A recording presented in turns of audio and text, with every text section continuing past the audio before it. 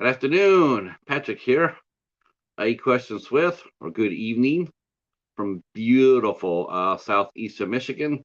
Wow, what a perfect summer day this is. It is, according to this, 83 degrees and sunny, and they are right. So welcome to the show. Yeah, that's right. We didn't have a show yesterday. Now, why are they saying my destination have errors? What's it saying that for? Show what? Let's see. Oh boy. Nope. I don't know what that means. As far as I know, we're still going. All right. Hey Joseph, how are you? Jaden, how are you? Anthony is here.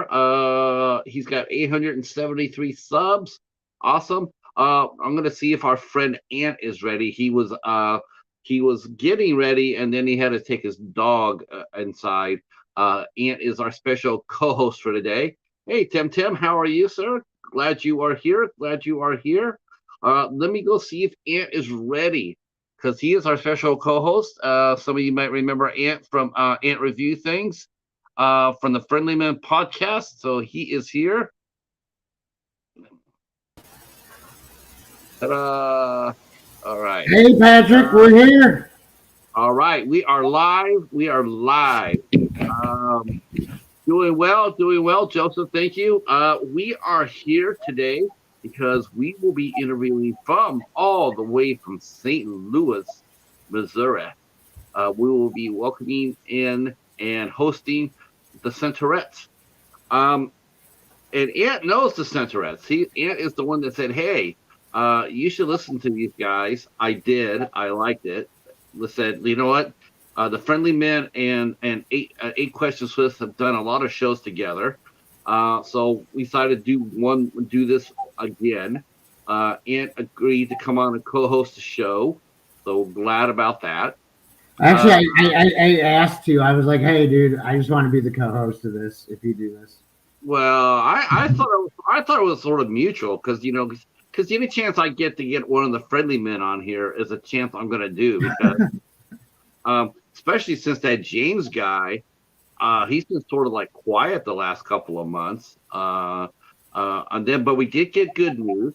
Well, we've been laying low because of Jonas. We've been laying low because of Jonas. Jonas is back. Yeah, he's back. He's back in Texas.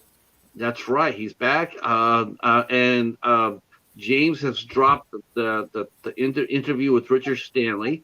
That's out now. Part 2's debuting tomorrow. He told me that he's working on a new super guest for September. So I think that Jonas coming back has pumped James back up. Yes. I know who the super guest is, and I will not tell you. I will not reveal their secrets, but you're gonna love it. Yeah, I'm sure it's gonna be super fun. James always seems to get the coolest guest. Though I have to admit though that I do get some cool guests myself. I just booked something today for the end of the month that I'm super excited about, very excited about. Some I was just we're gonna be talking to someone on August 30th. That's gonna be a mind blower. People are gonna be like, "What?" But we got this really cool guest coming on the 30th. All I will say is that he is a fellow podcaster, but that's all I'm gonna say. But when you see who he is and what he's done, it's gonna be like, "Oh hell no," because it's gonna be that exciting. Okay, Katie is here. Hi, Katie. How are you? Glad you guys are here. Please share us out. I have not told them, Stephen, that you are a country karaoke singer because the band's not here yet. But I will tell Ant that Stephen, our friend Stephen Sheets, is a country music karaoke singer. I will tell you. So what's been going on in the world of Ant? How goes the what have you been reviewing lately? I've made a few videos, just working on editing them and stuff like that. the kids that I live with, my girlfriend's kids, 7 and 9 years old, they're currently waiting to go back into school. So we're just trying to entertain each other. So we're skateboarding, riding bicycles, just trying to entertain some 7 and 9 year olds. And then their friends come over, and then there's more of them, and they start saying cuss words. And I'm like, where'd you learn that? That was really funny. And I'm a bad influence because I giggle when they say bad words. Yeah, but I think you sort of get out. I think you get a little bit of a pass as long as the cuss words they're learning aren't coming from the parent. You know, it's because. And besides, I look at it as they used it the right way. They used the word the right way. You know, they're not just saying the word just for the heck of it. You know, they actually use it in the proper context. And to me, like, I find that funnier. I'm like, whoa, that 8-year-old, he's got life figured out. You know, it's funny. It's like there's one term. I don't know what it is. Everybody laughs at it. Everybody. Every time someone hears this term, you know, it's a profanity term. You hear it all the time. You hear it in movies. You hear it in real life. But, you know, I've never seen anybody get mad when they get told, you know. It always makes you laugh. It's like you hear it, even if it's directed at you, you still laugh because it's funny as hell. And that is when someone walks up there and says, "Shut the fuck up." I don't know what that is, but it makes me laugh. It can be because it can be aimed at me. I'm still gonna laugh because it's funny as hell. You know, and you hear it in movies all the time. It's like, you know, what are you guys doing? But hey, can you just calm down and shut the fuck up? You know, and then people just laugh. I don't know what it is. I mean, you can say anything else. Like, you know, you can say, you know, go to hell or, you know, damn you to hell. And people will get mad at that. But you tell them to shut up and they just laugh. I don't know what that is. It's just a phrase that's designed for laughter. I liked back in the day, it was like hell and damnation. Hell and damnation. You know, and that was like, okay, that was edgy, you know. Yeah. Can anybody hear these sound effects in the live chat? Tell me if you can hear any of these sound effects. I'm pushing buttons in here. I got this thing. Can anybody? Is this for not? Is that your Temu sound effects? It is. Yeah, dude. It should be working, right? I can hear it through the headphones. Well, I guess Joseph says he hears it. You can hear. So, Joseph, do you want it? You want to hear clap? Tell me to push clap or kiss. Joseph, the horror guy. Yep. Clap or kiss? Come on, Joseph, the horror guy. I'm waiting on you. I got my phone set up over here. Like, there's a bunch of technology, and there's a Yorkie poo. Okay. Kiss? All right. Here we go. Hang on. There's a second one, dude. Do they have a mashed potato button? I wish. I also want the party horn where it's like blah blah blah blah. I want that so hard, dude. All right, so Joseph the horror guy, you heard it? Tell me, Joseph. See, hello, Anna. Hey, Anna, fly lady system. So how did you so how long has the Centaurettes? How long have you known about the Centaurettes? Is this the band that you discovered? Okay, I'll do the backstory before they come on because I guess we're waiting on them. Yeah. So my best friend in St. Louis, I used to live in I'm from Chicago, but I lived in St. Louis for a while. And my roommate at the time had this buddy who worked at the community college. He was a librarian. He was a few years older than me. He was a huge punk rocker, but you'd never know it. And he was like, I don't know, like obsessive compulsive. He would just give me all his CDs, and I would just like listen to the CDs. So I amassed all these CDs. Anyway, so he worked with a guy named, hang on, I got it in my notes. Hang on. So the guy's name was my friend's name was Ed, but Caleb Pope was the guy who worked with him, and I sold him an Atari 2600. I came across an Atari 2600, and my friend Ed, let me get that light out of it. My buddy Ed goes, he'll buy it off you, and I'm like, yeah, cool. And I had like a couple games. I got it for free. I think I sold it to him for like $60, and he's like, I'm in this band called the Centaurettes. And he never really recorded with them, but, well, no, he did, but then they got other drummers, and now they just use a laptop. And when they use a laptop, like I told them, like, I'm like, it's easier to do the laptop because Derek can program it. You guys program it, and instead of teaching somebody new songs every other month, you can focus on writing new songs and go forward. Yeah, I was a little surprised to see how because when you said they're a duo, there's a couple of duels I can think of right away. Well, they used to be a trio, right? And then they just kind of said like, all right, we're going to use a laptop as a drummer. I mean, of course, most people will remember this band before the other one, but remember the White Stripes. I mean, Jack and Meg, they were a duo. Oh, yeah, I love the White Stripes. Yeah, amazing aesthetic of how to be a band, of how to capture your audience. Anna says the band Pips are playing at Legion here every month.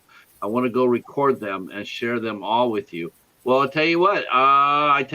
Ask them if they want to do an interview. If they play original music, I'll be happy to interview them. Hell yeah, I'm down with it. I'm down with interviewing bands. We do got other musicians coming. I was mentioning the White Stripe. That was. What about Oracles? Didn't I tell you about Oracles? No, are they a duo as well? It's a husband and wife team. They're okay. A four-piece, but they're a husband and wife. They just got the Centaurettes. Well, I got the notes to promote the show later, but I got the Centaurettes staying at my house in October to play the show out here, and we'll promote that later. But yeah, it's a husband and wife team. Yeah. Now I'm not sure if they were husband and wife. I definitely know they were together. I know that Jack and Meg had been married and they divorced from the White Stripe. But the band I was thinking about when you mentioned the Centaurettes to me as a duo was first thing I thought of was the Spinanes.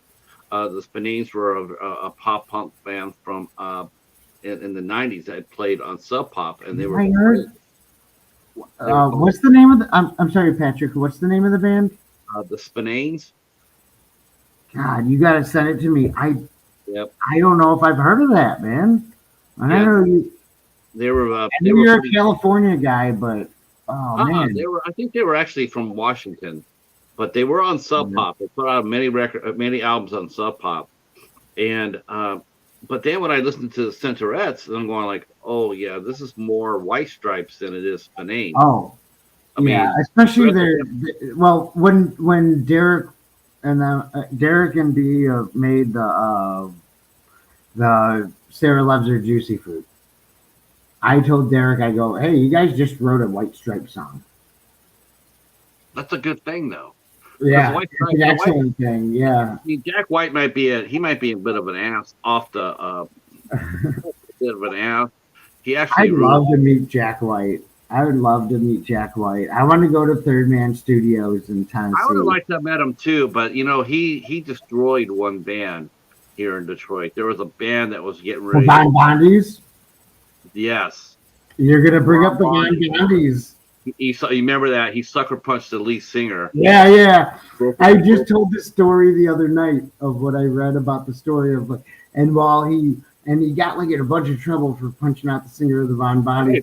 He sucker punched him and he broke his face. Right. And the whole time, I guess Meg White sat on an amplifier and sipped a martini. Yeah. That's when I mean. That's when I stopped following the White Stripes. I mean, I heard about them. I read about them in Spin magazine, and then I heard about I look once in a while bands do scrap. I mean, but in 10 years,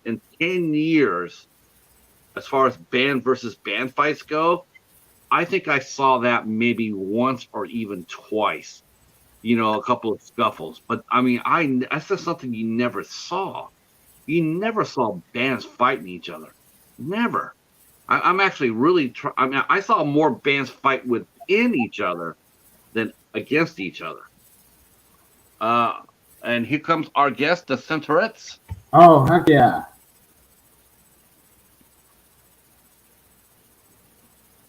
I'm going to start paying attention.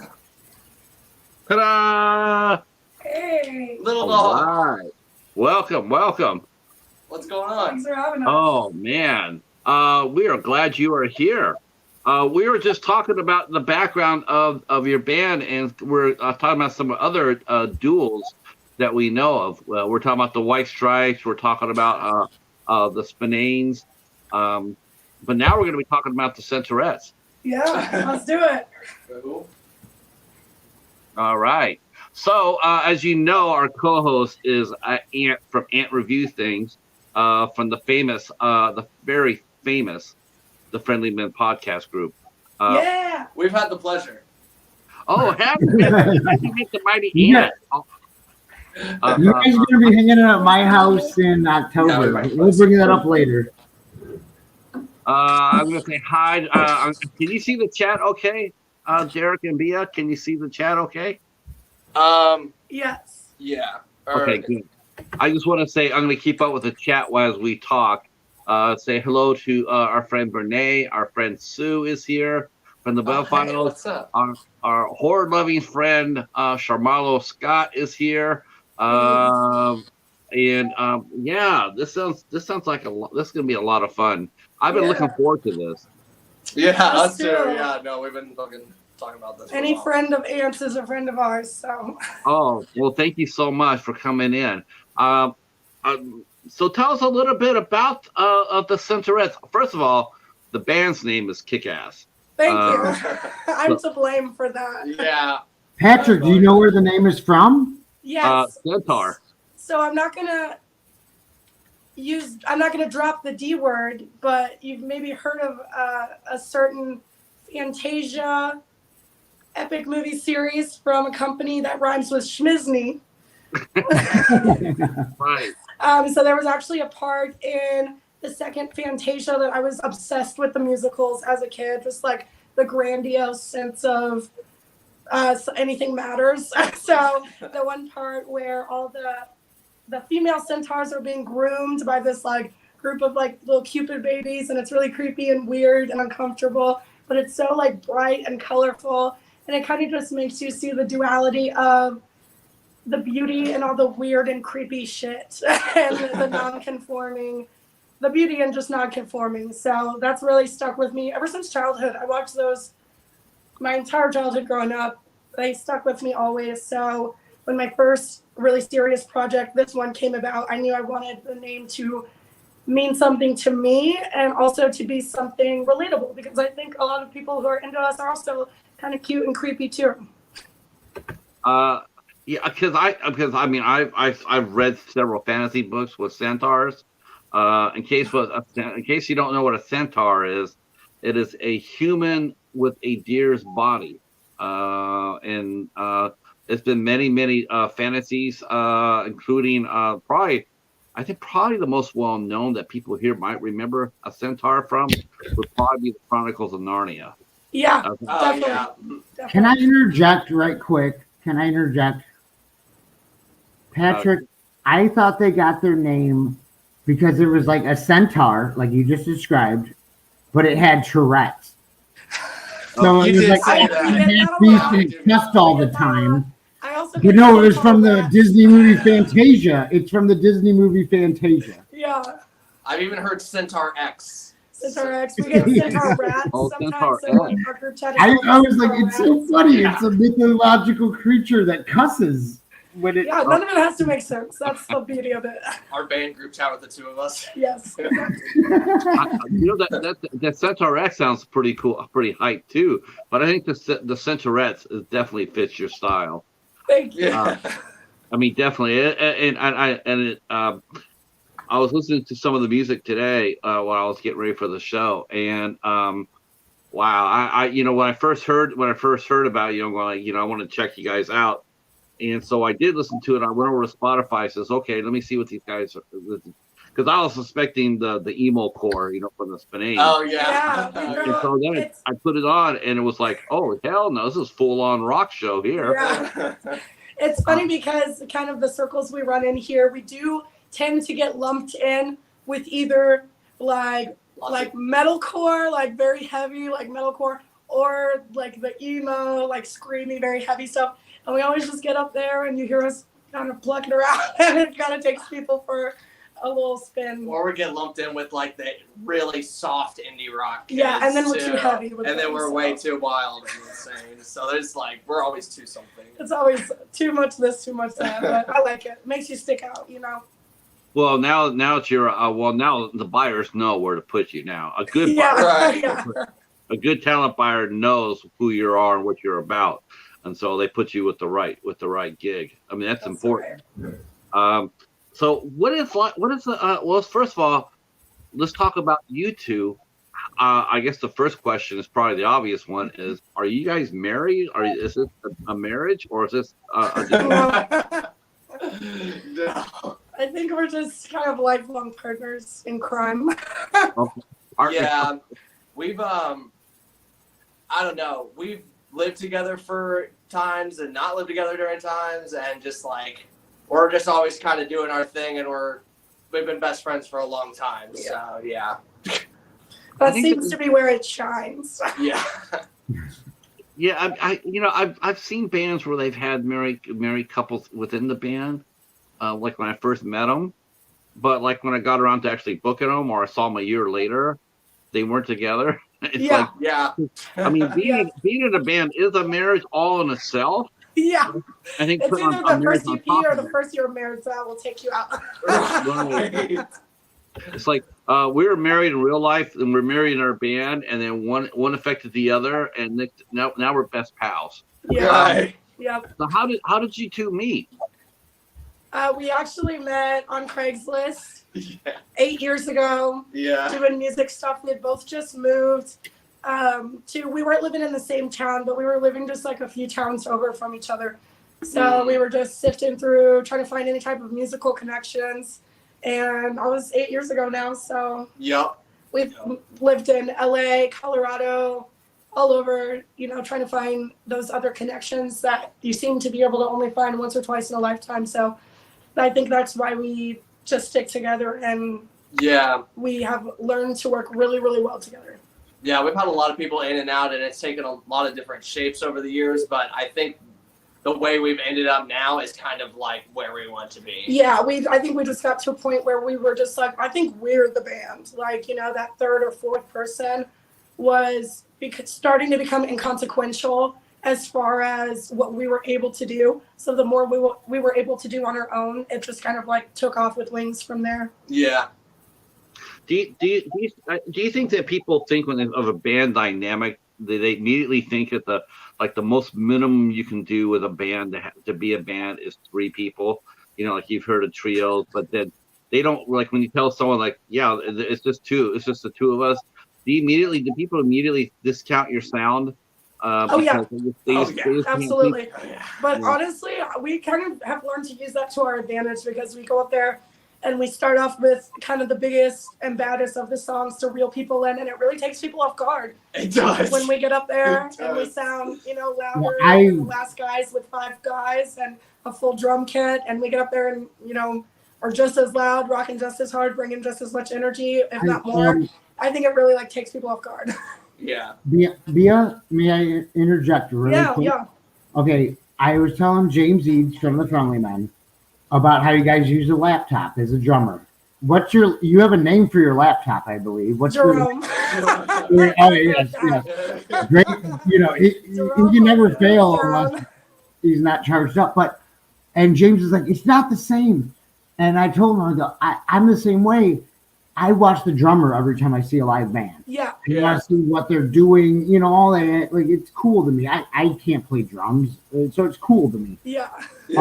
But and then he like agreed with me that I explained to you guys the one time. I was like, hey, instead of getting a new drummer every other month, just focus on doing it. If you can do it on the laptop, do it on the laptop. Yeah. Yep. And that's we actually became a duo because, and you know this, a week before we were set to leave for our first Midwest tour, our current drummer tore their ACL, being a dumbass on a skateboard. So, so they tore their ACL. So a week, like maybe 5 days before we were supposed to leave, we were out of a drummer and we were just freaking out, kind of like, do we take this huge loss of experience, time, money, connections, networking over the next 2 weeks, or do we figure something else out? So what we did is we cried and begged to our production team to give us all the masters and all the drum tracks that we could keep and take with us on tour. So that's pretty much, and it was rough. It was really rough. It was hard. The first probably 3 days were like, oh, so touch and go, technical difficulties, like, we weren't as practiced in that way. Obviously, if you mess something up, the computer's not going to stop for you. Yeah, I know. You know, so, or the computer's not going to make up for you skipping, you know, a line or whatever. You know, that sort of makes it more punk, if you ask me. You know, yeah, exactly. You know, to me, it's like, hell yeah, punk as hell right there. My second part of that, though, Derek and Bia, is when you guys play on the 7th here in Carroll Stream, Illinois, right down the street from my house. It's like 10 minutes away. Like, you guys, like, it's gonna be so easy. I got a drummer for you. My friend Eli Turner is a drummer, been in competitions and stuff. Right on. You've met Eli. Yeah, we know Eli. Yeah. Yeah. So they might want to play, like, they already learned the barge, and I was like, dude, I know you could play $10 on Pump 13. Probably better than I you know? Yeah. So I'm sure they're gonna have a drum kit set up there. So you might have a drummer for a couple of songs, but we can think about it. Yeah, we might pick you up on that for sure. That'd be fun. We love Eli. Yeah, totally. At least Eli, I hope you're watching. Right. Yeah. I will have to say this is one thing that's really rare. I've seen it already happen like 2-3 times on the show, and that is where Craigslist has actually done some good. Because most of the time when you think of Craigslist, most of the time you wouldn't think that. Yeah. Yeah, to me, every time I think of Craigslist, I'm looking at the news and seeing how many people bought it, because you know Craigslist is so creepy. I didn't even know it was still a thing. I didn't even know it was still going. I don't know. I know a couple of actors that actually got parts in movies because they answered ads in Craigslist, and they managed to land legitimate acting jobs out of it. But I'm thinking, okay, that's like 2 thumbs up versus like 1,000,000 thumbs down. Right. So hearing how you guys met. So now, how did you each get into music? Bia, we'll go with you first. Tell us a little bit about your musical history. How did you end up being a vocalist and you know, a band member? Yeah, it's actually pretty funny. I've been in music like as long as I can remember. I come from a pretty musical family.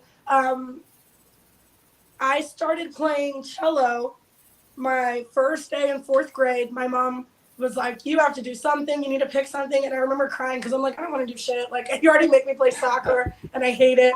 So, and I just remember like being so scared. And she took me to like the orientation of orchestra or whatever. And I just looked at the most inconvenient one I could find, which was this big, huge cello that you had to have a chair and a stand. And you couldn't take it on the school bus, so my mom would have to give me rides to school. So I'm like, if you're going to make me do this, we'll make it hard on you. So I got so into it. Maybe 2 weeks into playing, I just fell in love with it. So after cello, I picked up a little piano. Then I begged my grandma to buy me a ukulele, so I started playing ukulele. And then I didn't really start playing bass actually till me and Derek met. I was just played a lot of ukulele, and we just played for fun when we first met. So it wasn't anything like substantial. But then I was like, I could move on to more stuff. So I tried guitar, and I hated it so much. So I was like, I think 4 strings is probably like what suits me best. It's the play school instrument. It's the play school instrument. You don't gotta do chords. Oh, and I have. And with that being said, Bia, I have a question for you. Yeah. Your microphone stand. Explain your microphone stand and where it came from. I don't know if we can put a picture up, but their microphone stand is amazing, and it's got these cool purple and white it's on it, like and it just that's dude. Where it's kind of wrapped in floral. So actually, the reason I did that is because when we first started playing, I guess I would preface this by saying St. Louis, being one of the musical hubs that it is still, I would say, behind the times as far as music diversity of who you're going to see on a stage. Whenever we started playing together and started, got good enough to actually start playing shows out and stuff maybe 4 years ago or whatever. Yeah. I was just playing with all dudes. It was all dudes. Like, it was just, and I was just like, I'm not a girl, but I'm not a dude. I'm non-binary. So I just felt I needed to honor my femininity in some way to show like I'm just as badass as the rest of you, but I'm gonna look really cute while I do it.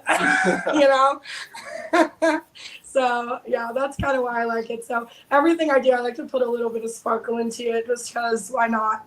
What's funny is ever since you started doing that is that we'll like play with the band, and then a couple months later I'll see them with a mic stand with flowers on it. All of a sudden, that's happened to me a few times. I'm a little trendsetter, but I can't take credit for that. That's funny. Now, do you have your mic stand with you? Yeah, let me see. It should be right over here. It should be right. Are we gonna get a couple of songs out of you guys? Yeah, I got my acoustic bass. Derek's got his acoustics. I think we're just gonna do a couple unplugged for you. I have a request if I can. Yeah. I would love to hear Dear Diary. Okay, I can definitely do that for you. Oh yeah, this is my mistake. Yeah, All right. Good one, Patrick. So when it comes out, the florals reach. But yeah, that's the microphone in question that I was talking about earlier. The microphone stand. I love that thing. It's noticeable. I hear a lot of people say they'll recognize my micro stand if they didn't even know I was playing. They'll see my microphone stand and know I'm there. So I like that it's identifiable. I can't mix it up with anybody else's, and it just gives a little flair. I like to, I am non-binary, but I really like to honor the more feminine parts of myself, as well as the masculine, separately as well as together. But I think just adding a little bit of color, a little bit of sparkle, that's for everybody. That doesn't matter who you are. I want to say you kind of ripped off Steven Tyler because he had all those ribbons. Yes, that's why I was like, I can't take credit for it, but I think I'm bringing it back. All right, what songs we got going here? Let's do this. Yeah, you ready to hear some music? I've been ready. I was born ready. Okay. Let's make sure we're still situated here.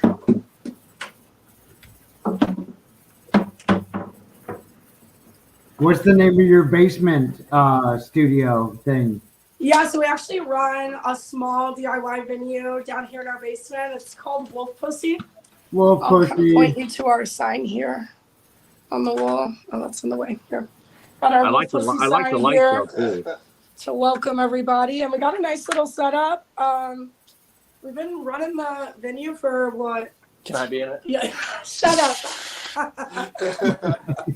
We've been running the venue for maybe 3 years now, so I mean, I really like it. Yeah, actually, it's been like 4-ish. It's been incredibly helpful for networking. Almost the same time as the band. Yeah, and it's nice because when you are booking the shows, you really get to diversify things in a way that you don't normally see. Just because, people like to help their friends, and I understand people run tight together, but I'm very much about breaking down cliques and just being like involved in community, in the musical community around us and stuff. So it's really nice to stay like tapped into everything. Yeah, we're going to talk a little bit about your musical community as soon as you finish your song. I definitely want to talk about that. St. Louis is pretty damn deep. Very. There's a lot going on right now. There's so much talent, so much just undiscovered greatness roaming around. And Raise your hand if you met Chuck Berry. Yeah, I did I did when I was, I don't remember, but I was little and I did. Yeah. All right. You ready? You want to start with Your diary? Yeah. Yeah. All right.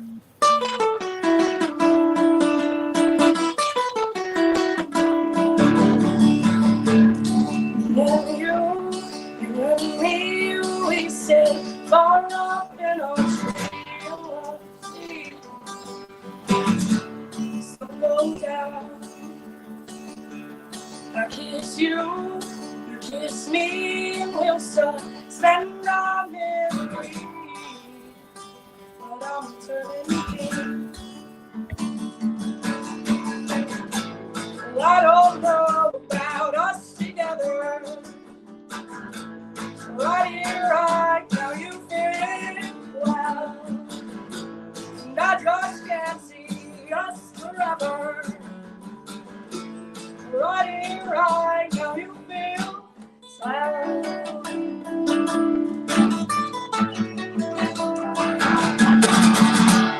Come on by, let's spend time. You've always had a real good night for picking real shit wine. Oh, I don't know about us together. Right here, right now, you fit well. And I just can't see us together. Right here, right now, you feel pretty good.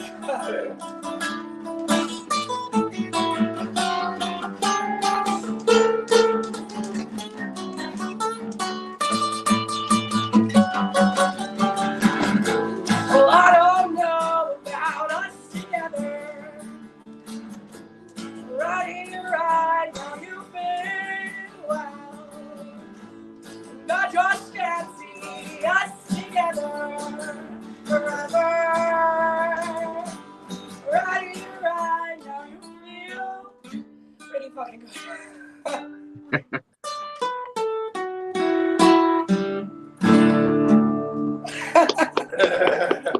Thank you. Yeah, I love that song. That's really popping. Good, I like it. What was the I original like title of that song? The original title of that song was called "Dear Diary, Haley's Cat is a Bitch." So that's I wrote it visiting my best friend, and her cat wouldn't stay in the room with me overnight. So. Hey, Bia, speaking of which, I have a few questions about some of your song titles. Yeah. I don't know which of you wrote them because I know you both, write songs together. Hang on, that's not the page. Let's start off with Sarah. Yeah, Sarah loves her juicy fruit. Okay. What's So that that about? one, That's from the best movie ever. there's this like creepy movie series on Hulu called Creep, and it's just like Creep and Creep 2. Creep and Creep 2, and it's specifically from Yeah. Creep 2. The dude's basically like a serial killer, and like in the movie, he like hires like a indie filmmaker to like film him just being crazy as shit and Well, monologuing. he lied and told this girl he was dying of cancer, and then he said he wanted to leave a message for his son. So he wanted her to follow him around for a day, but he's really just trying to murder her. Yeah, so he at one point you see him in the movie, and he's just listening to this weird cassette tape on a radio boombox, and she's just like, "What the fuck are you doing?" And he's like, "This song, I found this random no-name band at some bar, and they said this song is called Sarah Loves Her Juicy Fruit." And he said, and it was the best song I'd ever heard. And then later on that night, like a whole bunch of shit happens, and he ends up killing like the band. Kills all the band members. So you wrote a White Stripes Sarah loves her song. juicy fruit, and I love to kill. And that song. You ended up writing a White Stripes song. Yeah, it's my White Stripes attempt song. Yes. Yeah, and I was That's just like, Opus Jack White. that song is also kind of like a diss track too. So in a way, it was kind of like you know, in it there's like lyrics about hinting to like murdering all the people that are pissing me off and everything. So it's kind of a way where I get to sing that song to the people without actually murdering them. That are pissing me off. Yeah. That's right. The piss off song. But you know what? Yeah. But you're in a happy place as far as your community goes, because I mean you're not our first St. Louis artist that we've had on. Things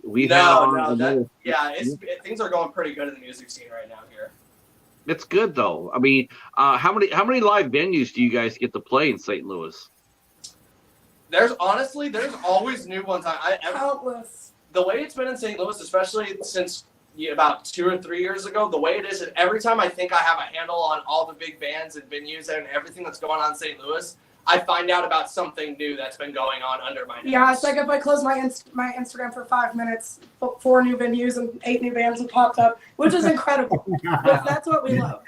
Well, that was the only house venue that we knew of other than like 1 or 2. And now there's so many I can't even count. Yeah, now there's dozens of them popping up around St. Louis now.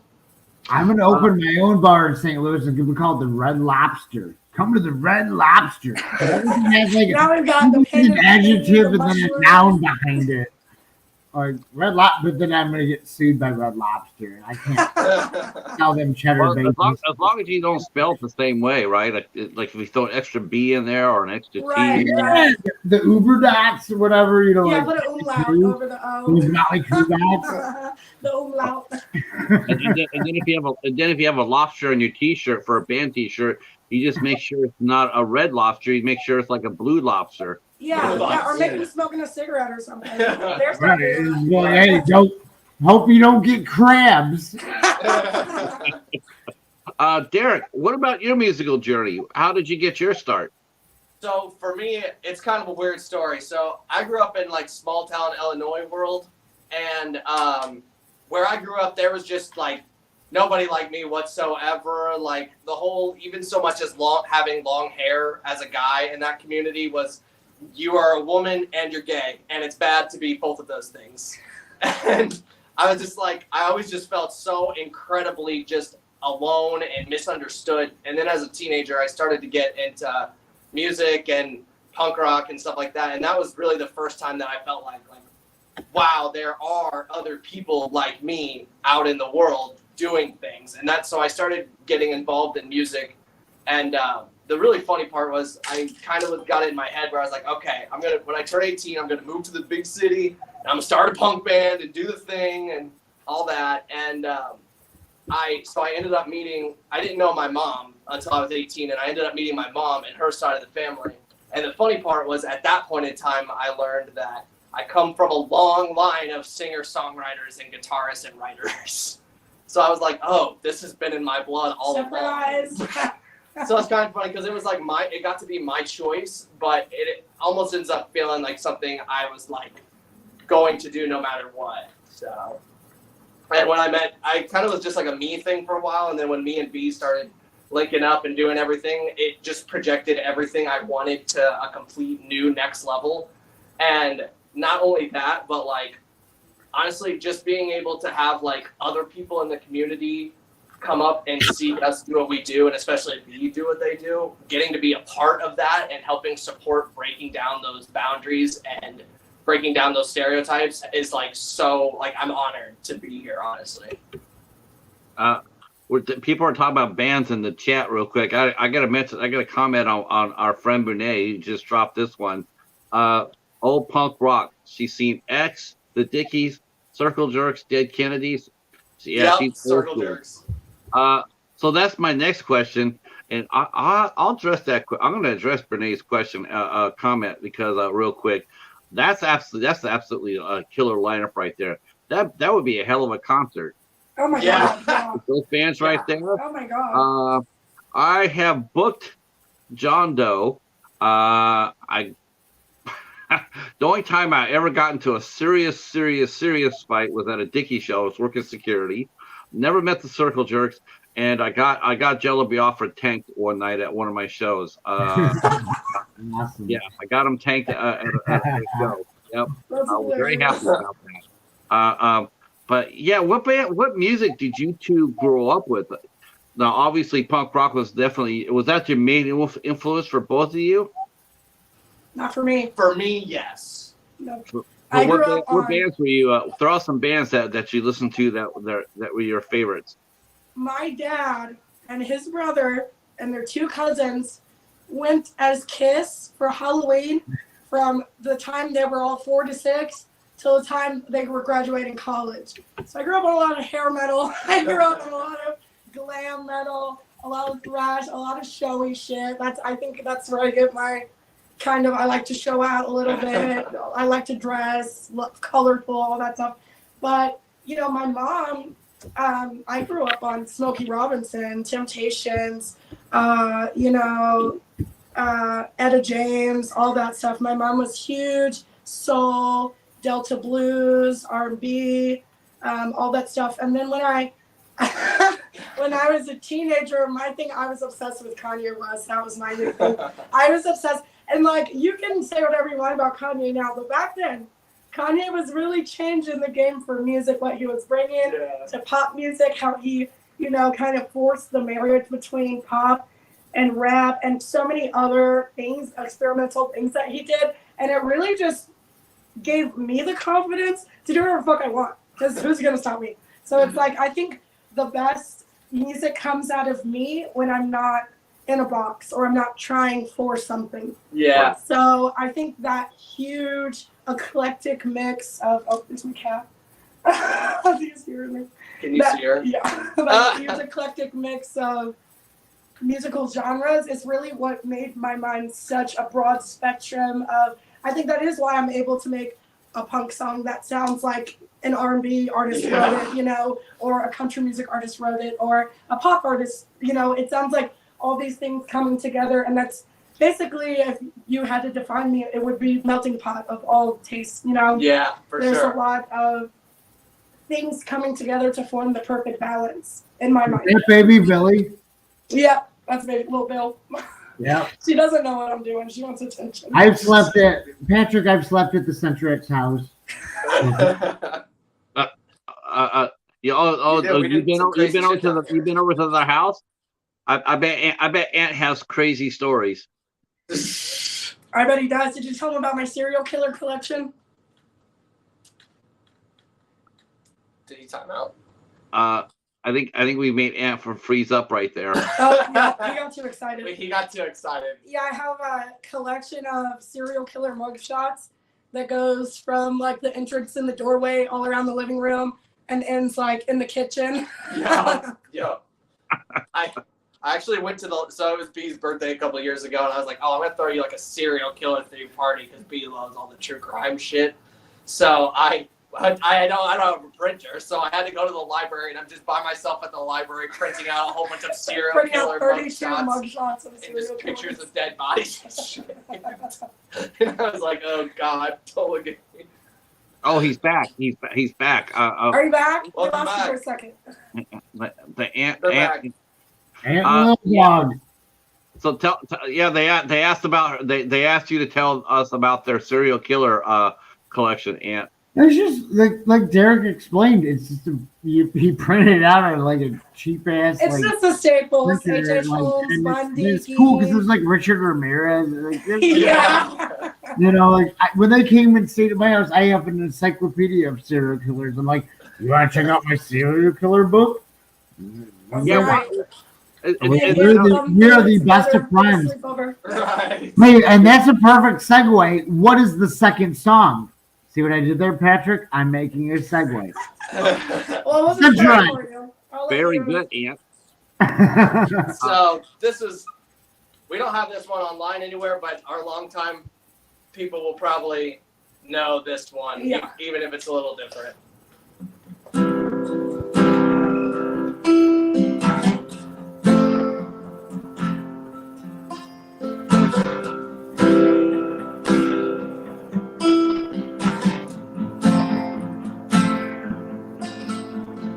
Jane made lots of friends, and she made them well.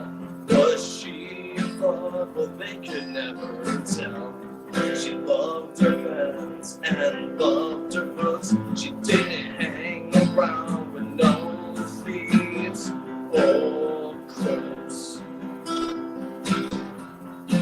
no. She was the kind of girl who liked to drive and read, and when danger came, she always took a front seat, driving those silly old cars. She never really had a chance.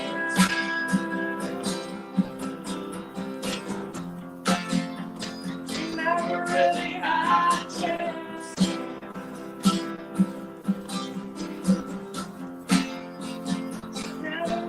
Had a chance.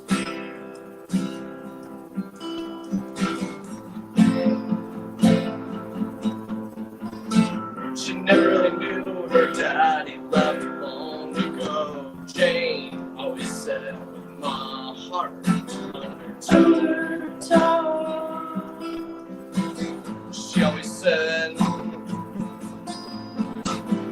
one day I wanna dance like Shirley Temple. Oh yeah. One day I wanna dance like Shirley Temple. Oh yeah. Oh yeah, I wanna dance like Shirley. Oh yeah, I wanna dance like Shirley. Oh yeah, I wanna dance like Shirley does.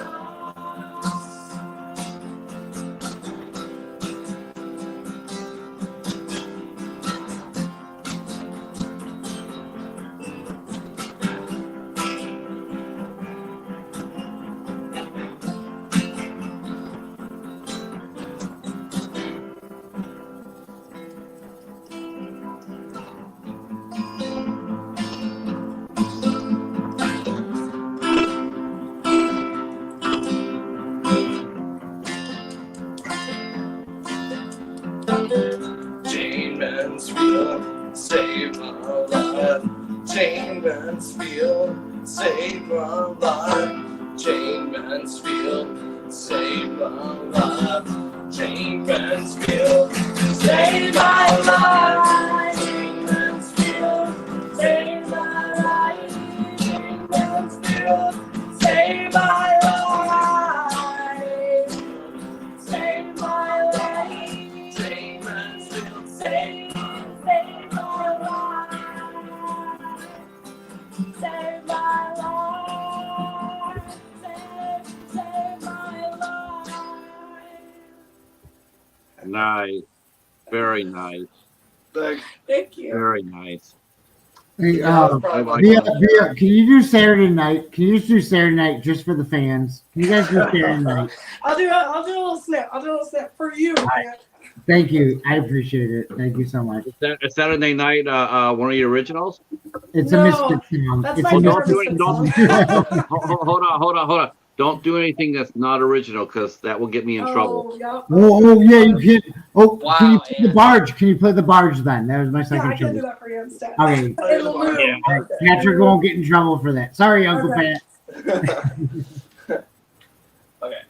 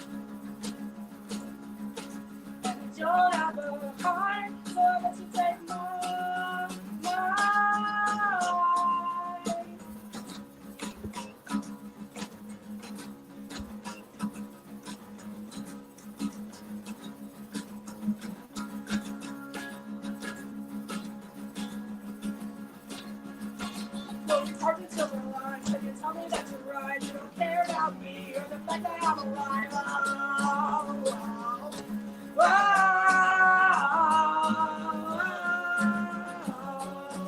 oh,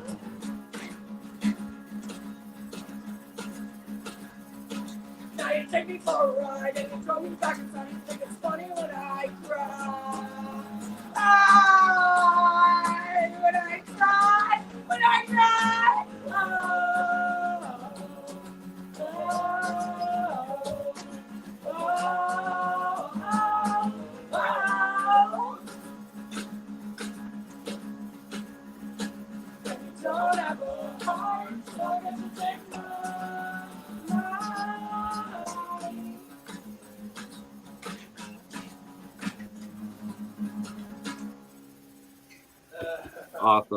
Awesome. Thank you. I love it.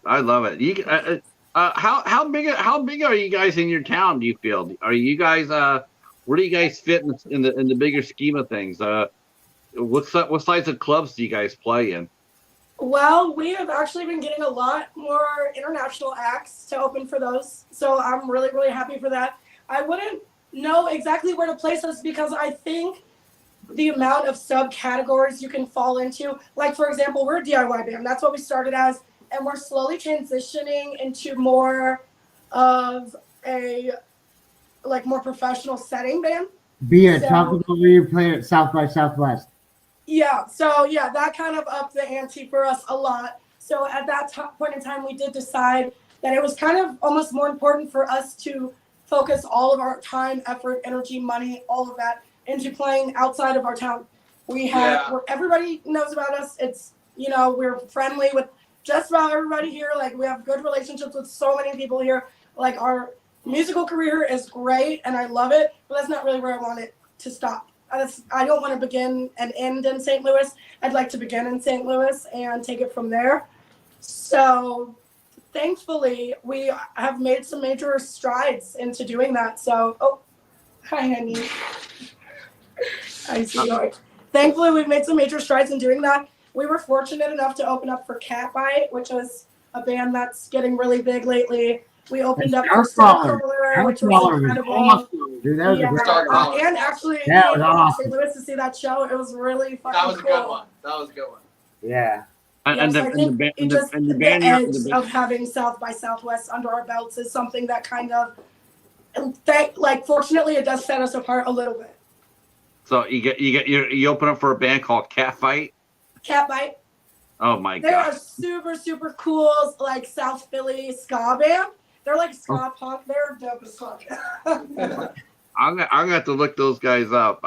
They're cool. They're crazy I'm just cool. actually I'm thinking about it more like you think that you think a band would have been named Catfight a long time ago, but that's really cute. You would think so, yeah, right? Patrick, the first thing about Catfight is you don't speak about Catfight. Yeah. Oh, that's right. That's the first rule about Catfight. Don't talk about Catfight. You don't talk about. You didn't hear it from us, okay?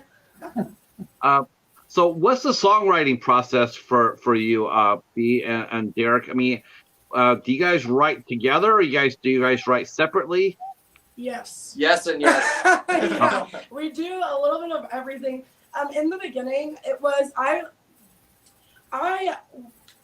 I think I have excelled in songwriting in ways that doesn't come as super naturally for most people. So I feel fortunate in that because my songwriting skills have, obviously they're never where you want them to be, and they should be. You should never be, I feel complacent with that sort of thing. But for when I started, how much time Derek had on me just in time and practice songwriting, I really just picked it up and I fucking took off with it as fast as I could. So I think in the beginning it was definitely a lot more we were writing together, but as it's grown and I've grown and we've both grown as musicians together and separately, I think there's a little bit more independence, but it's never going to be a completely independent thing. I think we pretty much need each other to make the songs what they are. We both bring elements into it that are irreplaceable, in my opinion. Totally. Which is why we've been putting up with each other for 8 years. Do you like writing more as a duel? I mean, do you like writing together in the same room more? Is it more? Is it easy? Is it easier to do? We can actually sit down and do it. Yeah, but sometimes it just hits you, and you want to get something out, and then you bring it to your cohort, and you say, "What do you think of this?" Yeah, a lot of time what ends up happening is we come up with a lot of like fragments and ideas and like concepts on our own time, and then when we do come together, it's I have this, and I have this, and like well, let's work on this and grow this and see what we can do with that. Yep.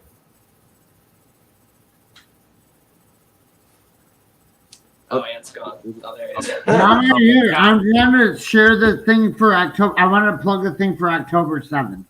Yeah. Yeah. For James's questions there. I'm trying to see how I can send this to the people on here. But no, yeah. Oh, no. How do you like touring? Have you guys been, where have you guys toured at? It's fun. We love it. We stay at our house. Every when time. you went to Anytime on Texas, the though, road, you're you gonna see had somebody's them mini house. tours. Yeah. You had them cool mini tours. That's right. At this point, we've done a few like Midwest runs and like hitting farther south down too, and I think we're kind of slowly expanding on that. Yep. So we actually go into the studio to start recording on Tuesday, this upcoming Tuesday. So we'll be in there for a couple months working on something pretty big and different. So after that, I think the goal is probably to just hit like the whole eastern side. And then, I think it's just exponential growth is the goal. Yeah, we're kind of doing like a whole rebrand in the studio as far as our sound goes. We're kind of changing up like still going to be the Centaurettes. It's just going to be a little more bells and whistles. It's whatever we do end up making work. So like normally when we go in the studio, we like write stuff and then go in the studio and execute. And there you go. There's your thing. But this time we're going to go in the studio to write because we want it to be exponentially different from anything we've done before. And we want to really lean into the electronic stuff and really lean into what we can do as a duo that we could not do before with the drummer and with everything else going on. So it's going to be really weird. Which we're very fortunate because shout out to 22 Productions.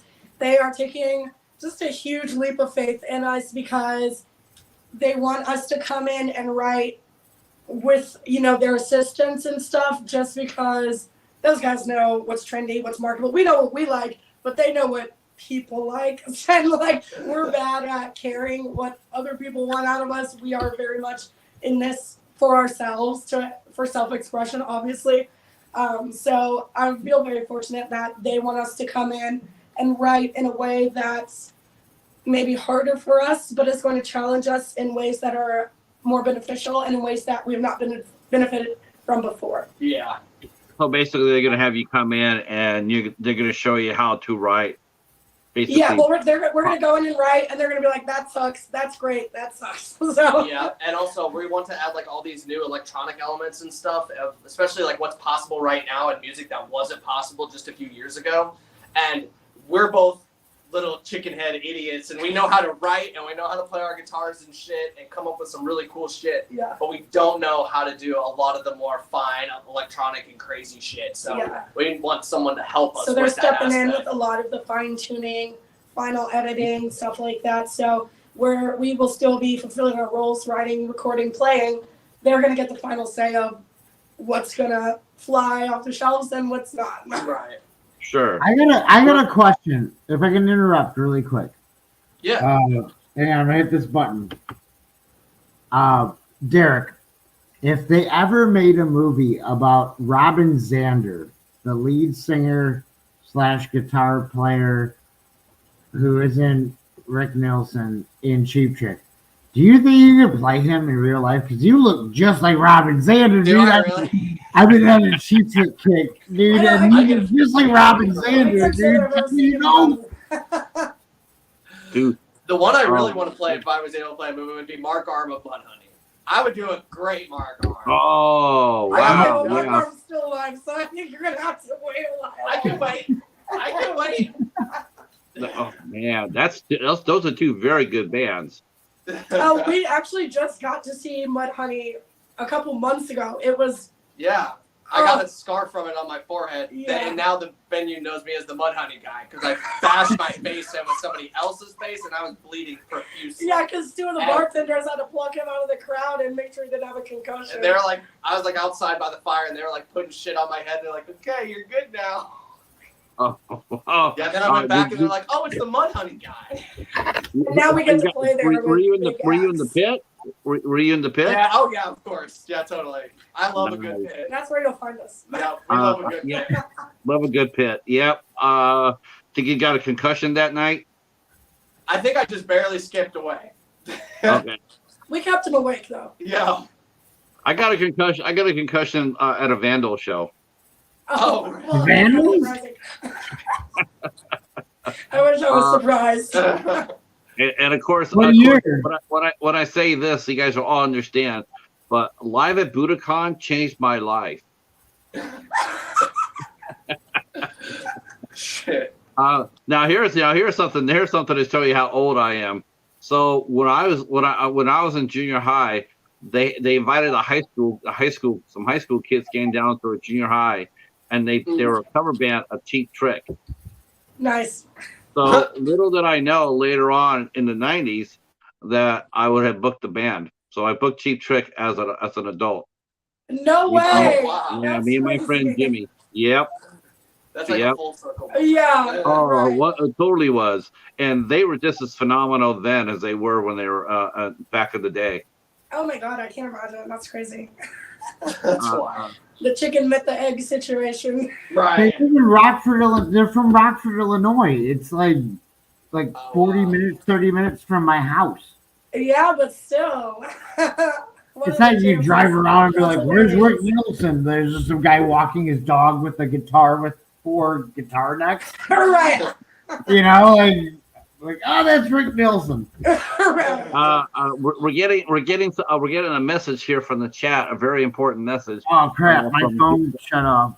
What do we got? From James, it says, "Do not let Anthony back up for you guys unless you want a backup singer that sounds like Waylon Smithers from The Simpsons." He knows me all too well. I've known him for years, and I still can't get him to sing in front of me. What I say, I'll do a duet with Saturday Night, but we can't do that because of copyrights. Okay, when I see you on the 7th, we're doing it in your garage. I didn't even know live. I'm gonna make Eli learn the drums, and we're gonna. And then we can post it on the Family Room TikTok. Now that's when you guys when you go outside your studio to record. Is that going to be are you going to be recording with or without drums for that?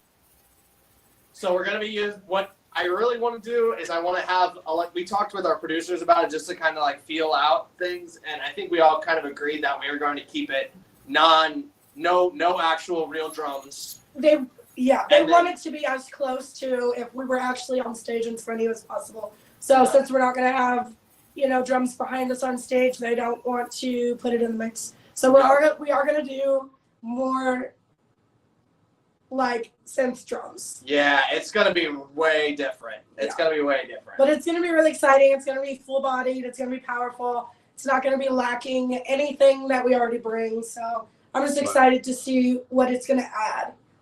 Yeah, I am too. I am too. I mean, people don't understand that you can rock hard, really hard, as a dual. There's plenty of duals out there that will kick ass. Yeah. Just means I got more space on the stage to flail around. I love how once we got rid of the drummer, the extra space we had on stage, I was like, I can get used to this. Oh yeah. And it makes the loadout easier too. Oh, definitely. 10 times easier. Definitely. 10 times easier. Oh yeah. What's been what was your first gig? What was your first gig that you guys played as the Centaurettes? Where did you play at, and what do you remember from it? So the first time we actually played at this super, super small coffee house / bar, and it's actually gorgeous. It's called Venice Cafe. It's downtown right near a Limp Brewery, if you know where that's at in St. Louis. So it's gorgeous. It's like an Art Deco cafe. So they've got like a big mural of Pee Wee Herman. Rest in peace, Marcelo. That's sad. The whole place is covered in what are those things called? Bottle caps? No. Like the shiny, flashy things that are everywhere. It's like little sequin things almost. I don't know. Their entire like floor and wall. It's like super like. Yeah, it's like a whole Art Deco place. Yeah. I just remember it being gorgeous, and I remember kind of sounding like shit because we didn't really know.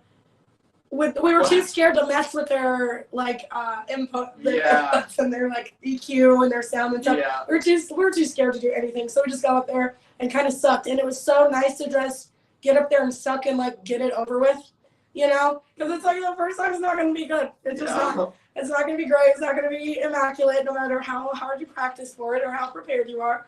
So it was honestly, I just remember being really like, wow, okay, it's only going to get better from here. Right. Yeah. I mean, I don't think I cried or anything. I don't think it was bad, but I think I just remember being like, okay, that's humiliating, and I can't wait till it's not humiliating. And now it's the most, exciting part of my life. It's what I live to do. So yeah, I remember my amp kept having problems. I had like sent my amp to get repaired, and it got repaired, and so I used it for a couple practices to be sure it was okay, and everything was fine. And we got on stage, and sure as fucking shit, it kept cutting out. And I got so fucking mad.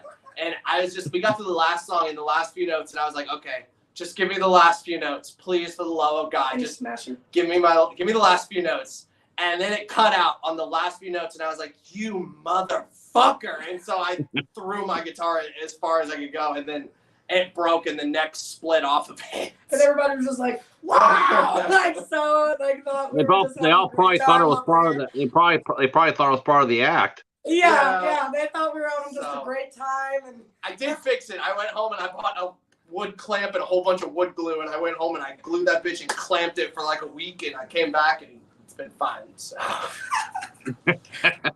Little to no warping. So yeah, the first show was, but you had a lot of people there, right? I mean, did you? Yeah. Isn't it always the case? Like there's two shows that are always the best. Your first show, and then whenever you do a new album release, everybody shows up for that. Everybody shows up for that. Yep. Now you guys are on Spotify. I let people know that too. I put down your link to Spotify. Thank you. Has streaming helped you guys? I mean, you mentioning before about going on tour after the record's done and going out on the East Coast. Before you would have to depend on commercial radio to get your sound out. Everybody would sit there and say, I want to be on a major label and I want to get on the radio. But today's world, you don't need that. You don't need a label necessarily or radio to pop. Do you feel like where's most of your fan base at outside of St. Louis? Where at? Do you hear from our people? Fan base? The way we've learned to like grow things now is honestly just growing that social media presence for real. Yeah, social media and streaming is the one thing that's going to get it out there. Yeah, it's like you could have the best song in the world, and if nobody's hearing it. Yeah, and a lot of what ends up happening is that I've found recently, now that like we've actually like started gaining a following and getting our name out there, is now other bands of similar like size in other states are hitting us up and being like, oh, let's play together. And so eventually they come through here or we go through there, and then their audience becomes ours, and vice versa. Yeah, so that's kind of been the biggest way we found, is just that keeping up with that social media bullshit that you fucking hate, and then just keeping up with with new bands and shit. But I'll mention one thing, Derek.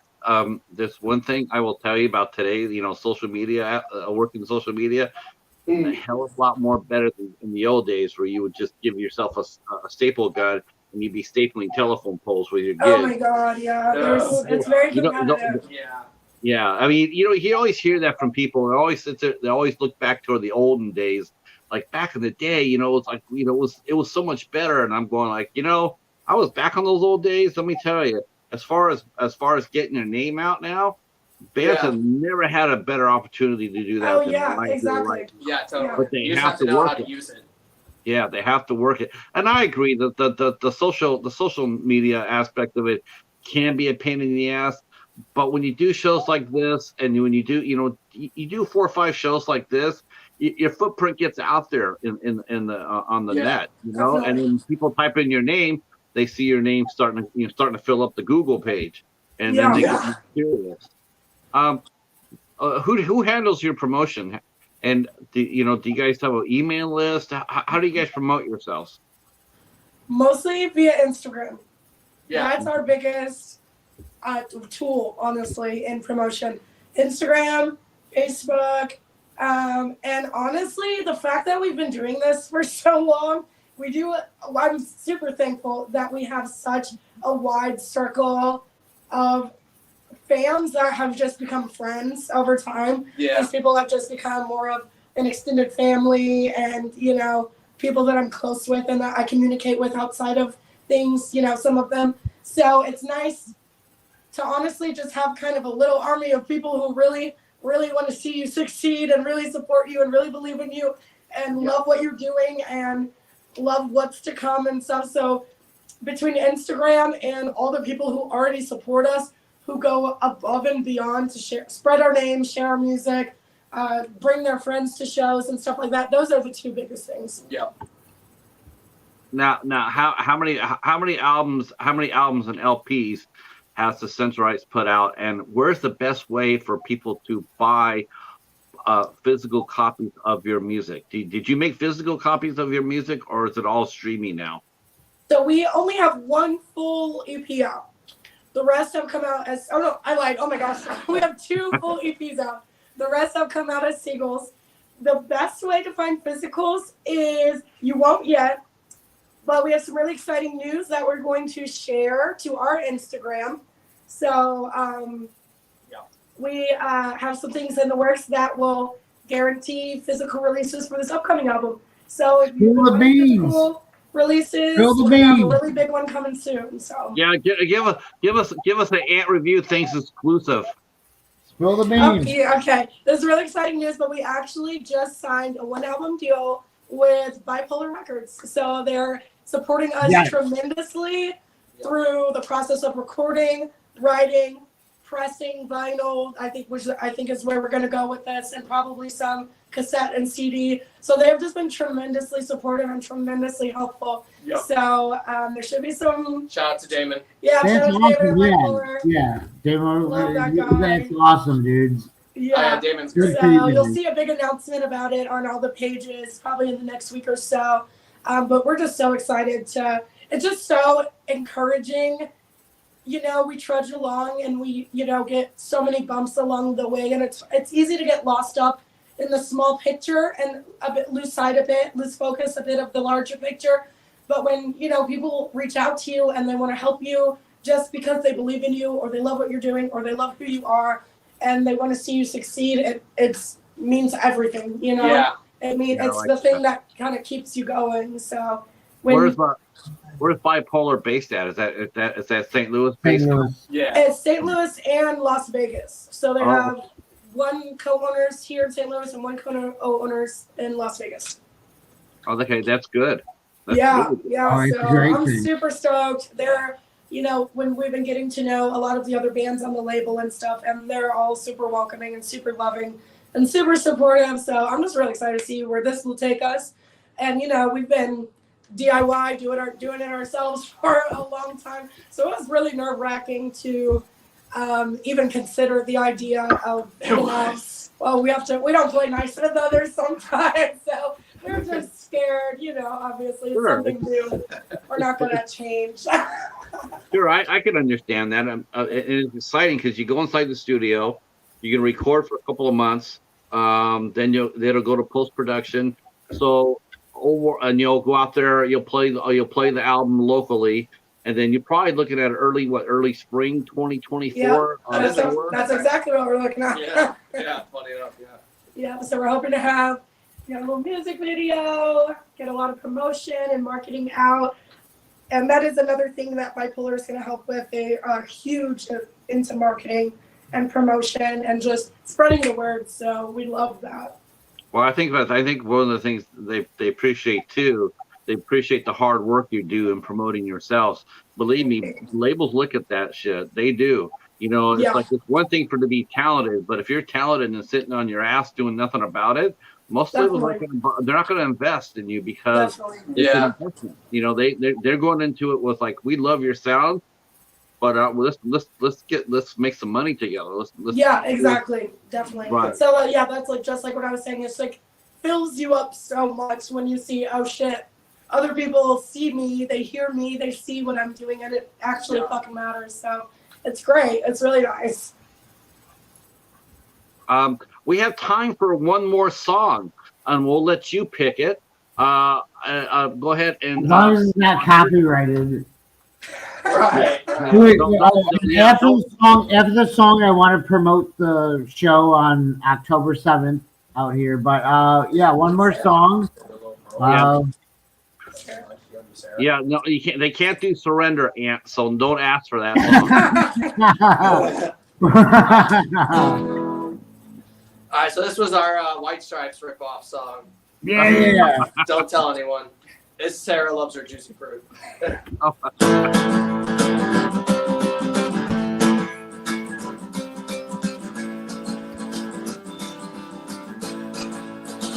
don't want your money.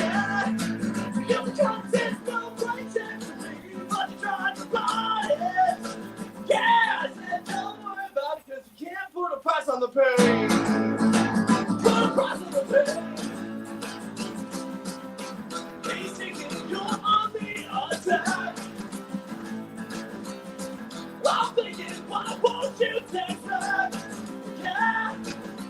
Once for the day that your baby left you, doing what she left you for. Praying for the friends that you no longer got because you can't take the shit no more. And a 1, 2, 3, 4.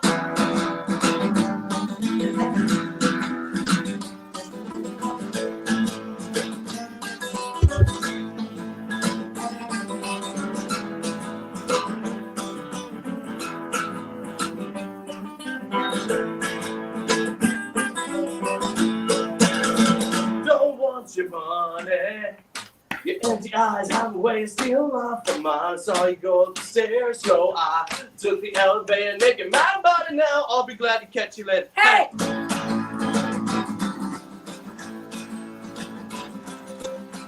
Easy, you're not holding back. Now it's time I go on the attack. Yeah, well, one for the day that a baby left you. Doing what she left you for. Here's for the friends that you don't got, cause you can't take the shit no more. Both for the lies that were no surprise, and friends for the ones that were. They all just seem to keep piling up, and it's all hard for a cure. No, no, no. Wow!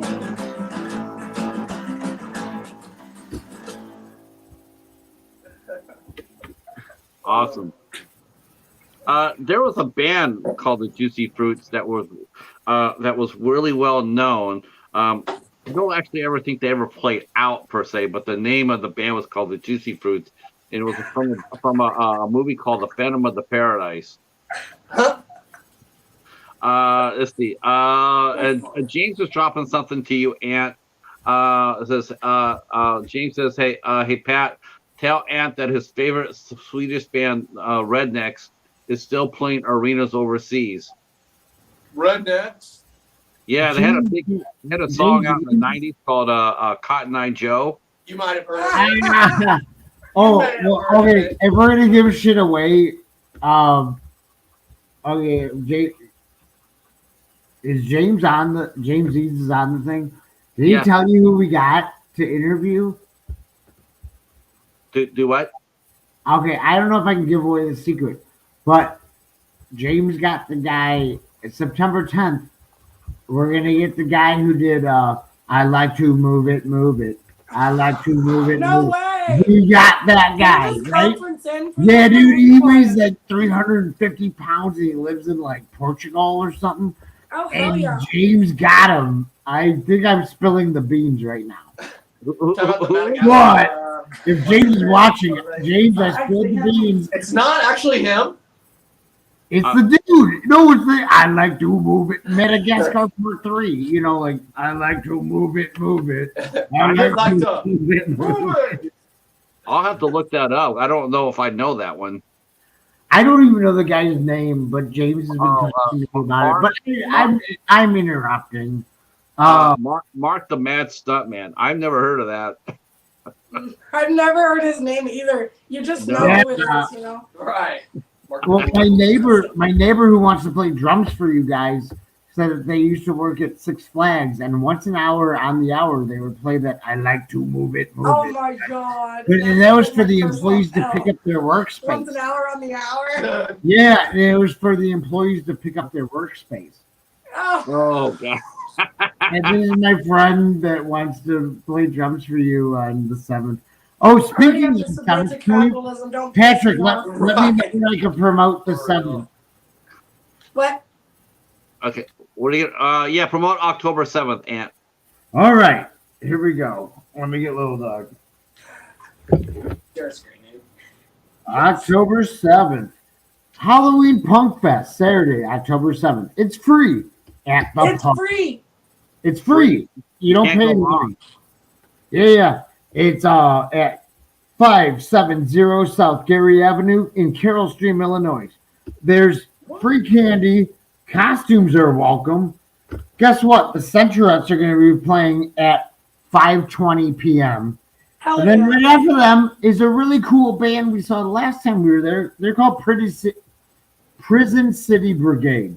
Yeah. Pretty cool band. All right. And then the Oracles, the shirt I'm wearing, Oh, they're yeah. playing right after that. And then Product placement. Stream. And so there's a lot of cool bands.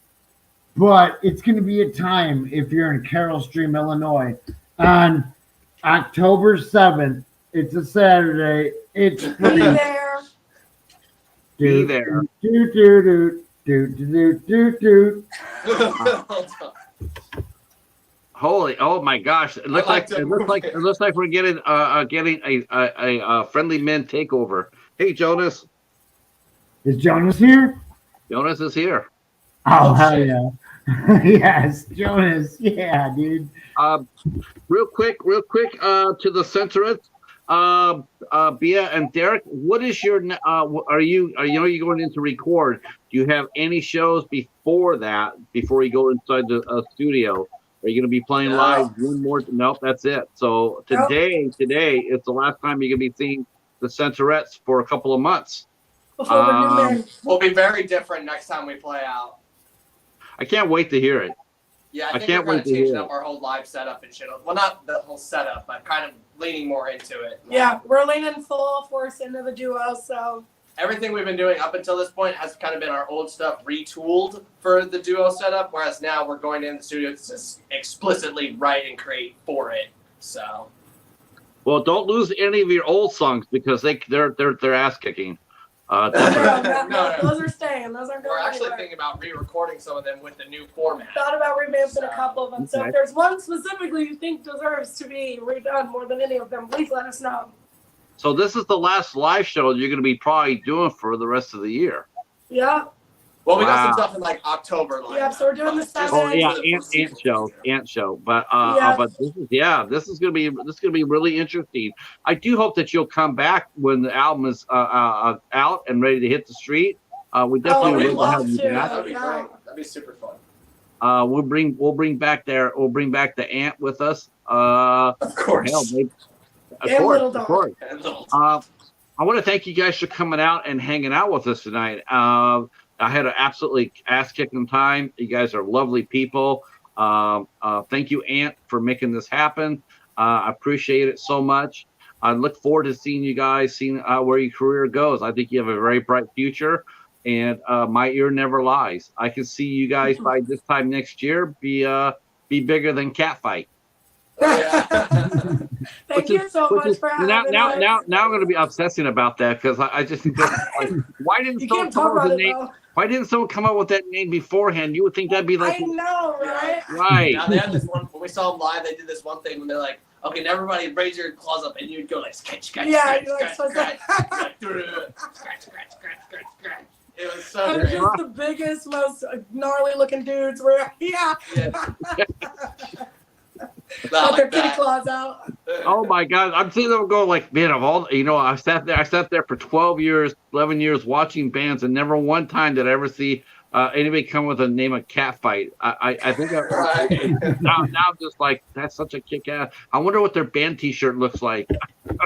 They got like demonic cats. I think they have like a little pentagram behind it. It's so cute. I think I bought one. I'll have to show it to you. Yes. So you can find the Centaurettes on Instagram.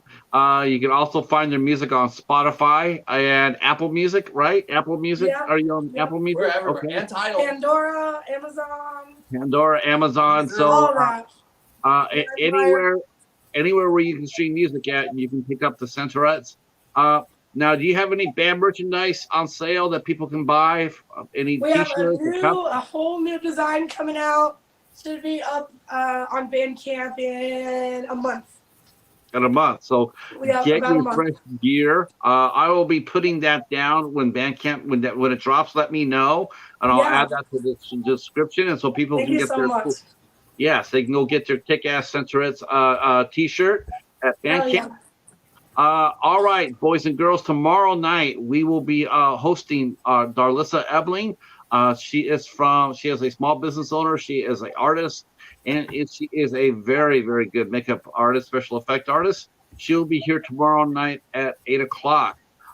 Next week, we do have shows next week. We have 3. On the 8th of August, we'll be welcoming in actor Daniel Hill. Daniel Hill will be with us on the 8th at 8:00. On the 9th, we have the lovely Jessica Cameron will be here with us on the 9th.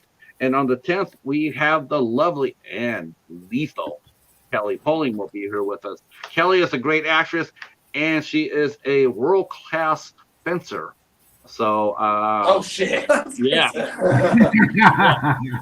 You You just got excited over there. if anybody decide to get a little bit too frisky with Kelly, don't do it.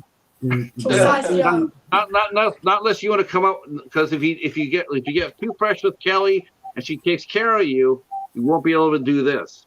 Yeah, you'll get filleted. That's right. You'll be doing stumpy. Right, nubbing it. So thank you guys so much. We will on the midnight hour will be hosted by Katie from Popping the Popcorn. That show will start at between 10:15 and 10:30, and they come up after us. So thank you guys all again for coming out. We will see some of you tomorrow night, if not all of you. And thank you for coming up for tonight. Bia, Thank you so much. Bye, Patrick. Bye, Yeah, guys. thanks for having us, Patrick.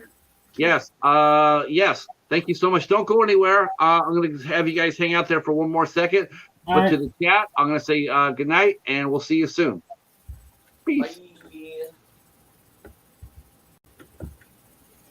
And of course, it does this.